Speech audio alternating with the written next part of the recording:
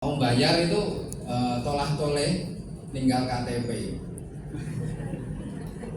Artinya kalau seperti itu ada peluang ke luar negeri, silahkan untuk dimanfaatkan. Karena ke luar negeri itu adik-adik bukan cita-cita yang sesungguhnya. Ke luar negeri itu adalah sasaran antara untuk meraih cita-cita sesungguhnya di dalam negeri, di daerah. Cari modal, kembali bangun daerahnya. Ini luar biasa. Jadi apa yang ditakuti sekarang kan dunia ini dalam genggaman, tinggal Fiji setiap saat bisa. Jadi prinsipnya itu, daripada di sini masih lontang-lantung, ada peluang bagus di luar negeri, silakan. Lanjut. Nah, kemudian layanan-layanan dari sebelum bekerja sampai dengan berangkat itu BP3MI itu mulai dari sosialisasi tadi ya, ada kasus, ada memastikan dokumennya lengkap, kemudian ada penanganan masalah dipastikan bisa diselesaikan, sampai terakhir itu yang mau ke luar negeri itu diberikan orientasi pra pemberangkatan terkait membekali adat budaya hukum di negara penempatan, kontrak kerjanya seperti apa. Setelah itu selesai nanti akan dicetakkan namanya EPMI, Elektronik Pekerja Migran Indonesia. Nah, kalau sudah dicetakkan EPMI itu by name, by address, mulai data adik-adik yang misalkan sampai orang tuanya, tempat bekerjanya di sana, dengan agensinya apa, kemudian gajinya berapa, asuransinya apa, semua ada di situ. Ada kurang lebih 33 item itu masuk data itu. Jadi terekam, dan itu untuk memudahkan jika ada permasalahan dan problem tinggal klik. Oh, orang tua kok ini nggak pernah ngabari di mana sih anak ini, tinggal diklik, nanti di kerja di perusahaan mana, kita hubungi lewat perwakilan kita yang ada di luar negeri. Lanjut. Nah, kemudian ini data yang tadi saya sampaikan, di tahun 2023 itu ada 64.562 di berbagai negara. Kalau setiap tahun yang paling banyak itu dari Kabupaten Cilacap, kemudian Kendal, Brebes, kemudian Pati, Banyumas, Wonosobo, Grobogan, Sragen, itu biasanya. Kalau kota Magelang, karena mungkin banyak pekerjaan di sini, rata-rata 40. Saya herannya kok 40 itu apakah itu keluarga itu saja ini? Oh ya, nanti ponakannya itu kan rata-rata 39, 40. Ini sampai saat ini 37. Lanjut. Kemudian tadi yang saya sampaikan 66.610 sebetulnya itu kelebihan 1. Itu yang, nah ini yang tahun 2025 sampai Agustus, masih sampai bulan Agustus sudah 39, hampir 40.000 warga masyarakat Jawa Tengah yang bekerja ke luar negeri. Jadi saya kasih contoh, misalkan ada 66.000 Jawa Tengah itu yang bekerja ke luar negeri, setiap bulannya mengirim uang 5 juta ke Jawa Tengah. Uang yang beredar di Jawa Tengah sudah berapa? Ini bisa menggerakkan ekonomi daerah. Makanya disebut pahlawan devisa, karena uang yang dikirim ke dalam negeri dari pekerja migran itu sangat luar biasa. Kalau di tingkat nasional devisanya urutan kedua setelah migas. Ini pekerja migran. Lanjut. Nah, kemudian di mana negara-negara ini, negara-negara 10 besar yang menjadi favorit warga Jawa Tengah? Ada Hong Kong, Taiwan, Malaysia, Korea Selatan, Jepang, Singapura, kemudian Brunei Darussalam, ada Turki, ada Arab Saudi, ada Polandia. Ini yang 10 besar yang kami catat yang menjadi tujuan bekerja ke luar negeri. Lanjut, kemudian jabatannya masih didominasi oleh jabatan rumah tangga, housemaid, care worker, caregiver, care worker, kemudian domestic worker. Jadi manufaktur. Jadi yang mendominasi masih yang sektor rumah tangga. Harusnya ini sudah posisinya berbalik. Pekerjaan formal itu lebih banyak karena kebutuhan itu sangat luar biasa. Jepang itu ada 820.000 di 16 sektor. Kalau dulu tuh masyarakat tahunya itu kerja ke luar negeri itu di rumah tangga. Pada itu sektor-sektor formal untuk Jepang, untuk Korea, untuk Eropa, di Turki, Slovakia, Polandia itu sangat banyak membutuhkan pekerja-pekerja asing. Dan ini salah satunya dari Indonesia. Lanjut. Kemudian ini tadi yang asal Kota Magelang, rata-rata itu di tahun 2340, tahun 2024 ada 39, kemudian sampai dengan bulan September 37 orang. Ini asal Kota Magelang. Tapi kebanyakan formal. Saya senangnya walaupun sedikit tapi bekerja di sektor formal, bukan di sektor rumah tangga. Lanjut, kemudian ini asal Kota Magelang ada di Arab Saudi, ada di Hong Kong, Jepang, Taiwan, Malaysia, Singapura.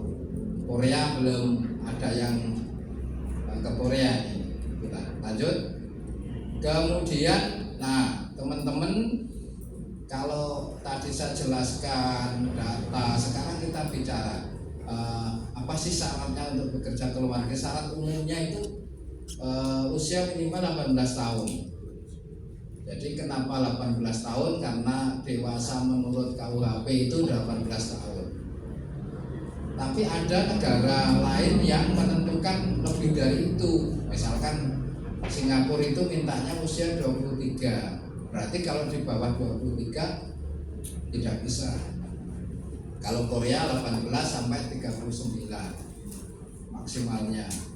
Kemudian yang kedua, memiliki kompetensi yang saya sampaikan tadi. Salah satu syarat untuk bekerja ke luar negeri adalah memiliki kompetensi sesuai dengan bidang pekerjaan yang nanti akan dilaksanakan di luar negeri. Misalkan mau bekerja di Turki hospitality, ya harus punya kompetensi terkait dengan hospitality. Nanti ada sertifikatnya yang dikeluarkan oleh BNSW biar untuk menjamin bahwa pekerja migran yang ditempatkan ke luar negeri itu profesional. Kemudian sehat jasmani dan rohani. Misalkan jasmaninya sehat, gede, dhuwur, gagah, tapi ODGJ ya jangan, nanti merepotkan Bu Saidin. Harus sehat jasmani dan rohani. Nah, sehat jasmani dan rohani itu jasmaninya nanti ada sertifikat fit to work dari sarana kesehatan yang ditunjuk. Jadi itu buktinya. Kalau nanti juga ada pemeriksaan psikologi. Kemudian nomor 4, terdaftar dalam ranking pesertaan jaminan sosial. Jadi nanti ketika mau sudah mendaftar itu wajib ikut dalam jaminan sosial ketenagaan BPJS TK untuk perlindungan pekerja migran. Memiliki dokumen lengkap yang dipersyaratkan. Apa dokumen lengkapnya? Kita buka selanjutnya. Jadi dokumen, lanjut Mbak, dokumennya itu, nah ini ada sesuai dengan Undang-Undang 18 ini, surat keterangan perkawinan bagi yang sudah kawin, kemudian ada izin keluarga diketahui lurah, kemudian ada sertifikat kompetensi, sertifikat fit to work, kemudian ada paspor, ada visa kerja, perjanjian penempatan, kemudian perjanjian kerja. Jadi visanya harus visa kerja, nggak boleh visa berkunjung, visa ziarah nggak boleh. Jadi kalau bekerja untuk menjamin perlindungan harus visa kerja. Nah, setelah dokumen ini lengkap, diverifikasi oleh petugas kami, nanti akan diterbitkan elektronik pekerja migran, dijamin semua dokumen lengkap dan itu berangkat secara legal. Jadi nggak ada yang dikhawatirkan. Lanjut, kemudian, nah kalau sudah tahu syaratnya, tinggal pilih skema, adik-adik. Mau skema P2P, private to private. Skema P2P itu skema yang ditempatkan oleh perusahaan penempatan pekerja migran Indonesia, perusahaan swasta, atas dasar kerjasama perusahaan tersebut dengan agensi atau perusahaan yang ada di luar negeri. Mereka punya izin kelembagaan, mereka punya job. Berapa sih jobnya, apa sektor jabatannya. Jadi nggak ada yang dikhawatirkan. Jadi nanti tertera. Kalau misalkan PTA itu punya di manufaktur di Taiwan 200 orang, itu nanti akan diverifikasi oleh perwakilan, kemudian diterbitkan SIP 2MI dari Kementerian Perlindungan, jumlahnya 200 untuk memastikan bahwa job itu tersedia. 200 untuk memastikan yang direkrut itu bisa ditemukan. Kemudian skema yang kedua G2P, government to private. Ini yang ditempatkan oleh perusahaan, oleh pemerintah bekerjasama dengan perusahaan yang ada di luar negeri. Pemerintah itu siapa? KP2MI atau BP3MI yang melakukan penempatan. Kemudian yang ketiga G2G, government to government. Ini atas kerjasama pemerintah kita dengan pemerintah negara penempatan yang menempatkan pemerintah. Contohnya ke negara mana? Saat ini baru ada ke negara Korea, Jepang, dan Jerman. Ditambah lagi ke Amerika yang kerjasama pemerintah. Nah, contoh, saya kasih contoh untuk Korea. Korea itu kerjasama pemerintah kita dengan Korea. Dan saat ini lagi ujian. Di tempat saya itu setiap hari rata-rata 400 yang mengikuti ujian. Padahal kuota tahun ini yang tersedia hanya 7.000, di bawah 8.000. Untuk dibagi dua sektor, manufaktur itu 4.400, untuk yang fishing sektor perikanan ada 2.400-an. Yang daftar untuk sektor manufaktur 38.600-an, yang untuk sektor fishing 10.000 sekian. Jadi kayak tes ASN ini ke Korea Selatan itu. Daya tariknya luar biasa. Karena kalau Korea Utara nanti jadi yang untuk ikut berperang. Jadi kenapa Korea Selatan menjadi daya tarik? Karena satu, lulusan SMP itu boleh, lulusan SMP boleh, SMP minimal SMP, usianya sampai 39 tahun. Itu ketika gajinya ternyata dengan gaji saya lebih banyak gajinya yang kerja di pabrik yang di Korea. Basic salary-nya 24.500.000. Kalau UMR-nya Kota Magelang itu itu kerja 1 bulan di sana, berarti setahun, 1 bulan. Kemudian kalau lembur kalau hari libur itu 1 juta minimal. Overtime. Saya interview, Mas, kamu waktu ke Korea itu 1 bulan dapat berapa? Saya pernah sampai 50 juta 1 bulan karena overtime, lembur. Ini daya tarik. Nanti tak jelaskan berikutnya. Kemudian skema yang berikut UKPS untuk kepentingan perusahaan sendiri. Nah, misalkan Pak Tino itu punya perusahaan traktor di Magelang, buka cabang di Malaysia, boleh membawa pekerja dari sini untuk dipekerjakan. Itu untuk kepentingan perusahaan sendiri. Atau menang tender, nah itu boleh bawa pekerja dari sini. Kemudian perseorangan mandiri, lah ini hati-hati nih, yang perseorangan mandiri boleh. Jadi misalkan mau bekerja tanpa skema 4 itu boleh, sendiri melamar pekerjaan sendiri ke luar negeri ya. Nanti dapat diterima, dapat kontrak kerjanya, dapat turun visanya, ya semua dokumen sudah lengkap, kemudian didaftarkan ke kami. Nah, tapi ada syaratnya. Syaratnya harus bekerja di perusahaan berbadan hukum. Tidak boleh di pengguna perseorangan, nggak boleh. Jadi harus bekerja di badan hukum. Kemudian yang kedua syaratnya tidak boleh menduduki jabatan level terendah. Misalkan dari jadi cleaning service itu nggak boleh skema perseorangan. Kalau cleaning service harus melalui skema P2P, private to private, karena itu jabatan terendah. Misalkan mau jadi perawat, dokter, kemudian engineering itu boleh, supervisor itu boleh perseorangan. Tapi jabatan rendah tadi harus lewat skema P2P atau yang G2G tadi. Lanjut. Nah, kemudian ini skemanya penempatan nanti bisa dilihat di websitenya KP2MI. Teman-teman bisa membuka di situ, ada peluang kerja, tata caranya apa, sudah ada di situ. Lanjut. Kemudian nggak ada ya, kantor cabangnya di Kota Magelang juga nggak ada, kantor pusatnya juga nggak ada. Tapi di Magelang ada, di Semarang banyak, jadi dekat kan.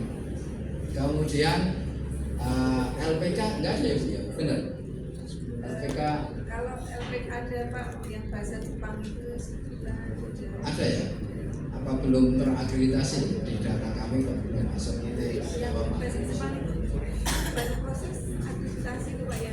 Oh, gitu. Tapi dia sudah sama, saya sudah sama. Oke, data saya belum rekam. Lanjut. Kemudian ini informasi tadi teman-teman kalau mau lihat buka di websitenya KP2MI atau pp2m.go.id itu garing lowongan itu silahkan nanti dibuka di situ. Barangkali perusahaan-perusahaan yang sesuai dengan kompetensi teman-teman silahkan untuk nanti dibuka di situ. Lanjut. Kemudian, nah ini alur skemanya.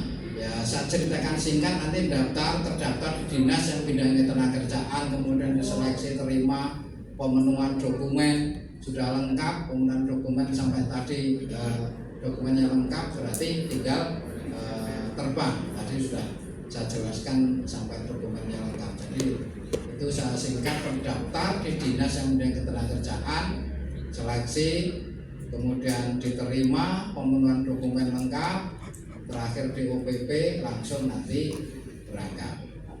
Lanjut. Kemudian ini tadi yang Korea ya teman-teman ya.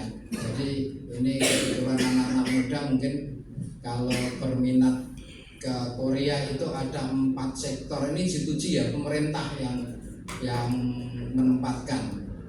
Dari sisi pembiayaan juga sangat ringan. Kemudian sektornya manufaktur, shipbuilding, perikanan, servis. Jadi shipbuilding itu di penggalangan kapal, pengelasan penggalangan kapal. Kalau manufaktur itu di perusahaan-perusahaan ya di Korea itu di industri. Perikanan itu ada yang di budidaya, ada yang jadi nelayan teritorial. Kalau servis itu di hospitality, ada di restoran dan di perhotelan itu yang jabatan servis itu. Syaratnya ini tadi yang saya sampaikan, minimal SMP, tidak buta warna total ya atau parsial, tidak memiliki cacat jari tangan dan kaki atau amputasi, tidak pernah dihukum ya. Kalau tidak melakukan kriminal ya tidak dihukum. Karena dihukum waktu sekolah suruh berdiri di depan kelas itu ya, masih bisa daftar. Kemudian tidak memiliki riwayat penyakit TBC, hepatitis, HIV/AIDS, penyakit kelamin dan penyakit menular lainnya. Jadi ini harus nanti dibuktikan dengan yang ini di MCU, medical check up. Nanti kalau dari sarana kesehatan itu menerbitkan fit to work, berarti tidak ada penyakit itu. Tapi yang penyakit kelamin itu dijamin aman Pak Tino, kalau burungnya tidak berkeliaran tetap disangkal. Ya teman-teman ya, ini kan Itu cara estimasi gaji tadi itu lumayan. Gaji Bu anggota dewan aja kalah ya Bu ya.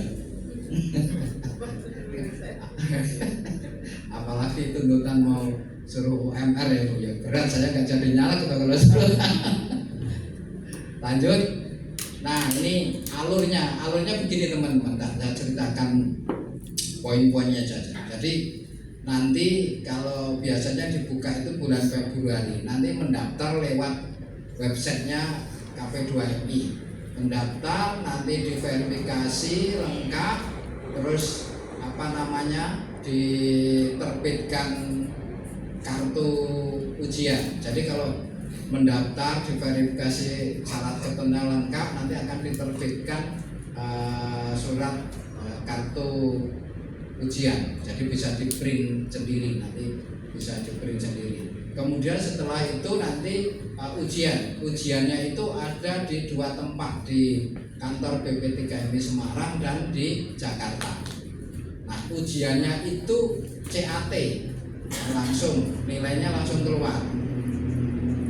Nah, kalau yang nilainya ada yang 100, ada yang di bawahnya, ada yang tidak masuk KKM, macam-macam. Setelah itu nanti ujian tertulis, ujian UBT, EPS, TOPIK Korea, ujian bahasa Korea, dilanjutkan skill test. Jadi ujian di sini bahasa itu nanti termasuk ujian buta warna, itu ada. Kalau skill test juga di Semarang, seluruh Indonesia hanya di Semarang skill testnya, di MC Sitos Hotel. Jadi semua ujiannya di MC Sitos. Kalau KKM-nya itu terpenuhi, nanti baru lulus ujian berikutnya skill test. Jadi tidak semua, misalkan pendaftarnya 30.000, kuotanya 10.000. Jadi nanti yang lulus saya kira-kira 10.200 untuk ikut ujian skill test. Nah, berarti dari skill test itu nanti yang diambil 10.000, yang 200 gugur. Jadi skill testnya itu ya interview, kemudian kalau di manufaktur itu menata scrub itu kecepatan, menata kerapian, kemudian kekuatan tangan, itu di antaranya itu. Kemudian di samping interview. Kemudian kalau sudah itu lulus, melamar, baru masuk lamaran ke database-nya KP2MI di roster, namanya roster itu. Di situ setelah melamar masuk database, nanti tinggal nunggu kontrak kerja, nanti akan dipilih oleh Sajang. Sajang itu perusahaan majikan yang di Korea, nanti tinggal milih. Nah, kalau lulus memang belum, Korea ini belum dijamin untuk bisa berangkat atau ditempatkan, karena dipilih langsung oleh Korea. Berarti kan belum tentu yang nilainya 100 itu berangkat duluan, belum tentu. Belum tentu yang nilainya pas-pasan, belum tentu tidak berangkat. Yang sedang-sedang saja juga bisa juga berangkat duluan. Jadi yang milih dari sana. Ketika di situ sudah didata roster itu, tinggal dipilih oleh perusahaan-perusahaan dari Korea. Berarti sesuai amal perbuatan. Saya sering sampaikan ke teman-teman itu, berarti sesuai dengan amal perbuatanmu. Kalau orang tua bekti ya, doanya kenceng ya, dipilih adalah walaupun nilainya pas-pasan. Kalau setelah turun kontrak dipilih, kemudian nanti akan diberikan pembekalan preliminary, ya, diberi bekalan, terus pemberkasan, ngurus visa turun, berangkat. Itulah nanti diterbitkan EPP, berangkat. Ini kira-kira prosesnya ke Korea seperti itu. Lanjut, kemudian ini yang Taiwan. Nah ini Taiwan ini ada yang gratis teman-teman. Jadi kuotanya setiap tahun tidak banyak, kadang-kadang hanya 20, 30, tapi ini dibiayai oleh perusahaan yang ada di Korea, kerja di pabrik. kemarin baru seleksi di kantor kami. Jadi gajinya juga nggak banyak, antara 13 juta sampai 15 juta. Ini dibiayai oleh perusahaan yang ada di Taiwan. Nah ini kalau nanti dibuka aja lah di websitenya BP3MI atau KP2MI. Lanjut, kemudian skemanya nanti ya seleksi dan sebagainya. Lanjut nanti bisa dipelajari. Nah kemudian ini yang Jerman. Jerman ini dituju khusus untuk kesehatan bagi adik-adik perawat. Yang ini gajinya ya 40 juta ini, lumayan. Jadi kalau ada saudaranya yang ingin bekerja perawat di Jerman, ini kuotanya setiap tahun 600.000, tapi setiap tahun baru bisa terpenuhi 50 orang, karena ternyata bahasa Jerman itu yang lama, paling cepat 9 bulan itu baru bisa bahasa Jerman. Ini dibuka saja nanti di dalam website ya, kalau ada yang berminat. Kemudian lanjut, alur skemanya sama yang saya terangkan di Jepang tadi, hampir sama. Lanjut, kemudian nah ini yang Jepang. Yang Jepang juga yang G2G NES saja. Cuma Jepang ini kalau sudah seleksi lulus, kemudian nanti di pelatihan bahasa Jepang selama 6 bulan lama, itu gratis, dapat uang saku setiap harinya 150 US dollar. Jadi ini kalau yang Jepang yang sektor kesehatan tadi ada Kaigo Komposisi dan Kamoshi, ada NES, ada care worker. Jadi NES itu yang memang sudah mulai ketentuan peran. Nanti kalau ada yang berminat, saudara-saudara silahkan nanti dibuka ini. Kemudian selanjutnya yang lanjut Mbak. Nah ini alurnya sama teman-teman, tadi mulai pendaftaran sampai penempatan. Lanjut, kemudian nah ini yang di luar G2G ada program namanya SSW, Specified Skill Worker. Ini kan kalau kita bagi itu 70.000 per tahun di 16 sektor pekerjaan di Jepang. Jadi ada caregiver, ada security, ada agrikultur, kemudian ada motor, ada di cleaning, ada di konstruksi, ada di hospitality. Ini 16 sektor yang membutuhkan tenaga kerja asing. Dan Jepang ini sebetulnya ada dua skema, ada yang magang dan SSW. Kalau yang magang ini hanya belajar di LPK, kemudian ikut seleksi, kemudian nanti ikut mensetsu, interview dengan agen yang ada di Jepang, lulus masuk diklat berangkat. Ini yang magang lewat SO, Sending Organization, lewat LPK yang punya izin SO. Tapi yang magang lewat pemerintah IM itu lebih berat lagi diklatnya. Kalau yang ringan itu yang lewat SO. Kemudian kalau yang SSW itu harus lulus bahasa Jepang level N4. Kemudian setelah lulus level bahasa N4, kemudian tinggal milih sektornya apa. Kalau mau sektor pertanian nanti ujian SSW sektor pertanian. Kalau mau yang konstruksi, ujian sektor konstruksi. Kalau yang hospitality nanti ujiannya hospitality. Jadi sesuai dengan ketika itu lulus dijamin untuk bisa berangkat. Kalau Korea lulus belum tentu berangkat. Kalau Jepang lulus N4 dan SSB berangkat. Jadi nanti teman-teman tinggal milih itu. Gajinya ya antara 18 kalau SSB sampai 23 kalau dirupiahkan. Lanjut. Kemudian ini tadi yang saya sampaikan ini dari 17,5 sampai 22 gajinya. Gajinya uangnya yen ono. Tapi pasti ono, kalau pasti ono ya. Syaratnya ya itu tadi di antaranya itu usia juga 18. Nanti silakan nanti teman-teman membuka di websitenya BP3MI pasti ada ketentuan syaratnya. Kalau bukan nanti bahan saya bisa di copy. Lanjut. Kemudian alur skemanya teman-teman ya hampir sama tadi yang saya sampaikan, mulai dari ujian N4, kemudian pembidangan, melengkapi dokumen sesuai yang saya sampaikan tadi. Itu ada bisa skema P2P, bisa skema mandiri atau perseorangan.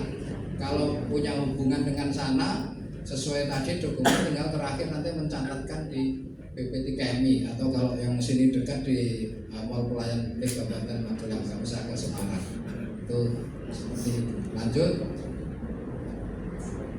Nah, jadi yang terakhir Bapak Ibu teman-teman semuanya, jadi banyak modus-modus yang menawarkan pekerja ke luar negeri, mulai dari modus konvensional lewat media sosial yang menawarkan pekerjaan. Biasanya calo-calo itu gampang, nggak usah pakai persyaratan, cukup KTP saja nanti akan saya tempatkan ke luar negeri, baik di Eropa, di Jepang, di Korea menawarkan. Kalau ada tawaran-tawaran itu pastikan cek apakah yang menawarkan itu perusahaan atau PT3MI atau siapa, dicek punya job enggak, dipastikan ke Dinas Pembinaan Ketenagakerjaan atau lewat websitenya BP3MI. Kemudian lanjut, ini juga banyak yang modus-modus lewat media sosial, lewat TikTok, lewat FB itu yang menawarkan pekerjaan-pekerjaan, tapi banyak yang tertipu. Jadi sesungguhnya dia tidak punya perusahaan, tidak punya job, tapi dia menawarkan pekerjaan dengan menjanjikan kemudahan, cepat berangkat, gajinya tinggi, nggak usah pakai dokumen, nggak usah pakai kompetensi. Ini harus waspada agar tidak tertipu. Jadi pengalaman yang menjadi operator judi online bukan mereka yang tidak berpendidikan, banyak yang sarjana tapi kena tipu untuk bekerja judi online yang di Kamboja, di Myanmar. Setelah itu di sana viral videonya, minta dipulangkan dan sebagainya. Maka sebelum itu terjadi, pastikan ke Dinas Tenaga Kerja, ke BP3MI agar nanti teman-teman tidak menjadi korban. Lanjut. Kemudian, nah ini juga ada yang melalui LPK oknum menjanjikan bisa menempatkan. LPK itu tugasnya adalah melatih, menyediakan calon agar bisa kompeten. Jadi LPK itu ada yang bahasa Inggris, bahasa Korea, bahasa Jepang, bahasa Mandarin, bahasa Kantonis. Jadi yang menempatkan adalah perusahaan penempatan pekerja migran atau lewat skema G2G, lewat skema P2P atau G2G. Jadi ada beberapa LPK yang memanfaatkan ini oknumnya untuk menempatkan. Ini salah, dan yang menempatkan adalah skema P2P atau G2G, perusahaan penempatan atau KP2MI. Kalau yang boleh menempatkan LPK itu LPK yang punya izin SO Sending Organization yang skema magang ke Jepang, itu saja. Selain itu tidak boleh. Lanjut. Nah kemudian tadi ya modus-modusnya dengan praktek-praktek oknum-oknum yang sebetulnya punya perusahaan tapi penempatannya tidak prosedur. Ini masih ada kejadian. Lanjut. Kemudian nah ini kan resikonya sangat berat kalau di sana nggak ada perlindungan, ya, tidak diasuransikan, bisa dieksploitasi, gajinya tidak dibayar. Kalau mau di PHK saja, karena ini tidak ada ikatan kontrak yang legal. Resikonya jelas sangat besar, tidak hanya nyawa, tapi termasuk keluarga, berbagai pihak dirugikan. Lanjut. Nah, jadi upaya yang kami lakukan ya ini tadi, kita sosialisasi agar masyarakat memahami cara-cara untuk bekerja ke luar negeri, agar masyarakat tidak tertipu, agar masyarakat tidak jadi korban. Ini kami kerjasama dengan dinas ini dalam rangka itu juga, agar kalau memilih bekerja ke luar negeri yang aman dan prosedural. Lanjut. Nah, kalau teman-teman nanti butuh informasi yang lebih luas, silahkan nanti ada media sosial kami, ada web, ada TikTok, ada FB, ada call center. Silahkan nanti kalau mau kurang jelas silahkan bisa menghubungi itu. Teman-teman semuanya, demikian yang dapat saya sampaikan. Tadi saya buka dengan pantun, saya akhiri dengan pantun biar lengkap. Ya. Kesepian tanpa kekasih. Itu jawabnya, cari lagi dong. Saya ulangi, kesepian tanpa kekasih. Sekian dan terima kasih. Matur nuwun. Assalamualaikum warahmatullahi wabarakatuh.